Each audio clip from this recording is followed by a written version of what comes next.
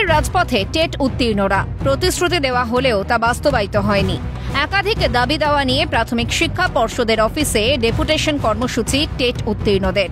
2022 সালে পরীক্ষা হয়েছিল। অভিযোগ, পুজোর পর ইন্টারভিউয়ের প্রতিশ্রুতি দেওয়া হয়েছিল, এখনো ইন্টারভিউয়ের নোটিফিকেশন প্রকাশ করা হয়নি। ইন্টারভিউয়ের নোটিফিকেশন প্রকাশ ও শূন্য পদ বৃদ্ধি সহ একাধিক দাবিতে তাদের প্রতিবাদ কর্মসূচি। আন্দোলনকারীদের একটি প্রতিনিধি দল প্রাথমিক শিক্ষা পর্ষদের সভাপতির সঙ্গে সাক্ষাৎ করেন ও ডেপুটেশন দেন। আলোচনা সদর্থক হয়েছে বলে জানিয়েছেন আন্দোলনকারীরা। তাদের দাবি পূরণ না হলে বৃহত্তর আন্দোলনের হুঁশিয়ারি। আমাদের দাবি, পর্ষদ এর আগে অজুহাত দিচ্ছিল যে শূন্যপদ দিচ্ছে না, শিক্ষা দপ্তর থেকে শূন্যপদ দিচ্ছে না। সেই 2022 সাল থেকে আমরা ধারাবাহিকভাবে আন্দোলন করে আসছি। তারপরে যখন শূন্যপদ দিল তখন পর্ষদ একটা বিজ্ঞপ্তি দিয়ে থামিয়ে দিল, আর কোনো পদক্ষেপ নিচ্ছে না।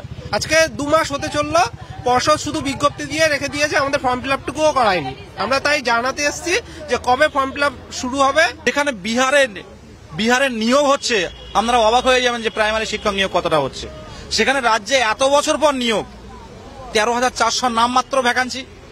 আমরা এই ভ্যাকান্সি বৃদ্ধির জন্য দাবি জানাচ্ছি। এসএসসি যদি পারে ভ্যাকান্সি দিতে, তখন প্রাইমারিতেও ভ্যাকান্সি দিতে হবে। আজ 50 দিন আমাদের শূন্যপদ জানিয়ে দেওয়া হয়েছে, তার 50 দিন হয়ে গেছে, এখনো পর্যন্ত ফর্ম ফিল আপ হয়নি। তাহলে আমরা এই তো 2022 সালে টেট পরীক্ষা দিয়েছি, তাই এতই 5 বছর হতে যায়, এখনো পর্যন্ত আমরা কেন বসে থাকবো? এখনো ইন্টারভিউর কোনো নোটিফিকেশনই দেননি সরকার, শুধু শূন্যপদ দিয়েছে নামমাত্র 13,421টা। পরবর্তী ক্ষেত্রে আমরা আরো বৃহত্তর আন্দোলনে যাব। এর আগে আমরা আন্দোলন করে এই পর্যায়ে এসেছি। শিক্ষক নিয়োগের দাবিতে একাধিকবার পথে নেমেছে টেট উত্তীর্ণরা। তাদের আর্তনাদে কেঁপেছে গোটা বাংলা। বিভিন্ন স্কুলে শিক্ষকের অপ্রতুলতা খবরের শিরোনামে উঠে আসছে, কিন্তু তারপরও হচ্ছে না শিক্ষক নিয়োগ। শিক্ষক নিয়োগ না হলে আগামী প্রজন্মের ভবিষ্যৎ কি? তবে কি শিক্ষার অভাবে ধুঁকবে যুব সমাজ? প্রতিশ্রুতি দেওয়া হলেও তার বাস্তবায়ন কোথায়?